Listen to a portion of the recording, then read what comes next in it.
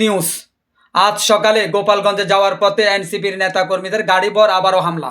নাসিরুদ্দিন পাটোয়ারি বলতেছেন ছাত্রদল যুবদলের পোলাপান নাকি তাদের উপর আবারও হামলা করেছে। এখন আমার কথা হলো গোপালগঞ্জের হলো আওয়ামী লীগের ঘাঁটি, ওটা আওয়ামী লীগের এলাকা, ওইখানে ছাত্রদলের পোলাপানে হামলা করবো কোথেকে? মানে যত সব উল্টাপাল্টা কথায় ডারবি নাসির মুখে শুনবেন। মানে তাদেরকে ফু করলো বিএনপি, তাদেরকে করলো বিএনপি, তাদেরকে এমনি করলো ছাত্রদল, তাদের গাড়ির উপর একটা পাত্র হলো ছাত্রদল। কেরে ছাত্রদলরা তো ডরাস কেরে? হ্যাঁ, গোপালগঞ্জে তো ছাত্রলোকের কোনো নামে নাই, ওইখানে তো আওয়ামী লীগের মেন কাটি, সেখানে তোদের উপর হামলা করছে। আর তোরা হবিগঞ্জে একটা হামলা শিকার হয়েছ, ওই তোরা চুপ থাকেছ, তোরা আবার গোপালগঞ্জে যাতে চাস কেমনি? তোদের কি মনে নাই গোপালগঞ্জে তোদেরকে পানির ট্যাঙ্কেত করে তারেক দিয়ে নিয়ে আসছিল? এখন আবার গোপালগঞ্জে যাস। গোপালগঞ্জ হলো আওয়ামী লীগের এলিয়া, ওদের মনের ভিতর একটা ক্ষোভ আছে তোদের উপর, ওই ক্ষোভটা তারা এখন উড়াইবো। এটা তোরা কি বলি গেছস? হ্যাঁ, এখন কিছু না হইলে ছাত্রদল যুবদলের নাম দিয়ালাস।